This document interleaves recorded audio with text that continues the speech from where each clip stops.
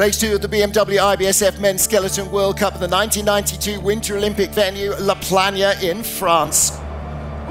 Great Britain's Marcus Wyatt was one of 3 British skeleton sliders in the top 5 after the first of the 2 heats. Italy's Amedeo Bannis had upped his start performance and Wyatt did the same, creeping away from the Italian to guarantee himself a top 5 finish on the track where he finished 14th in the last World Cup race 3 seasons prior.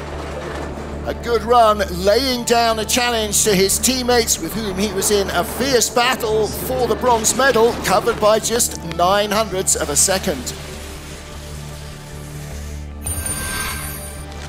3 years ago, Craig Thompson of Great Britain finished in 21st place and missed the cut for the second heat, 4th after the first run. This time, there was no question of that. The question was, though, could he stay in front of Wyatt?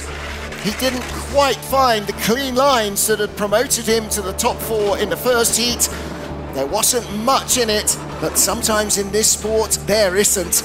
And it was just enough for him to drop behind his teammate at the line.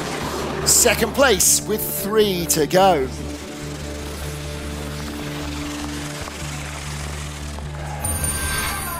At this stage, none of the Brits were guaranteed a medal. Matt Weston, the world champion, was 3rd after the first heat, but he was 2800ths away from the lead. Gold seemed unlikely, no matter how much he tidied up his act.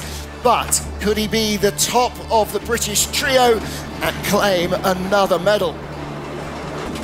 A good clean run, eradicating some of the previous errors, left him handsomely ahead.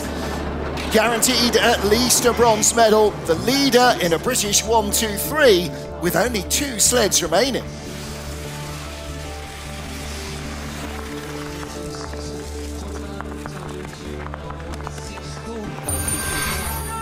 The reigning world champion led, the reigning Olympic champion was next up. 2nd after the first heat, World Cup points leader, the winner in Beijing, the season opener, Christopher Grotehair, was just 0.08 away from gold.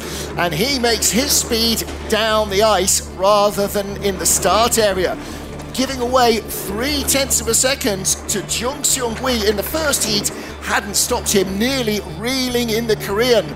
But he was in the red behind Matt Weston. Would he even take a silver medal?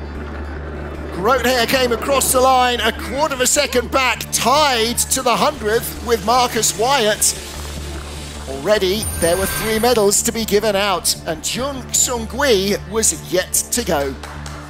An astonishing 7-year-old start record-breaking first heat getaway was improved on by 100th in the second. 2 start records in a day is something that he will remember for a long time.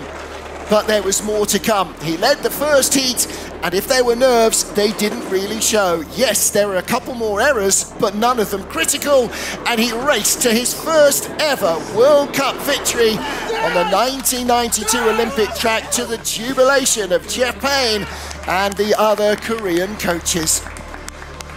A first Korea World Cup win with the world champion in 2nd and the Olympic champion sharing 3rd with Marcus Wyatt. What a day for Jung Seung-hui, who now moves up to 2nd in the overall standings.